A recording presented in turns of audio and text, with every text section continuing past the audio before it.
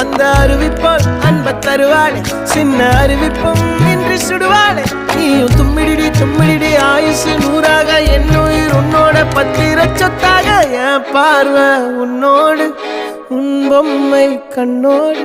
பேசாமல் விண்ணோடு நாம் மிதந்து போவோம் காதாரா அடியானாலும் நான் தாங்க மாறோடு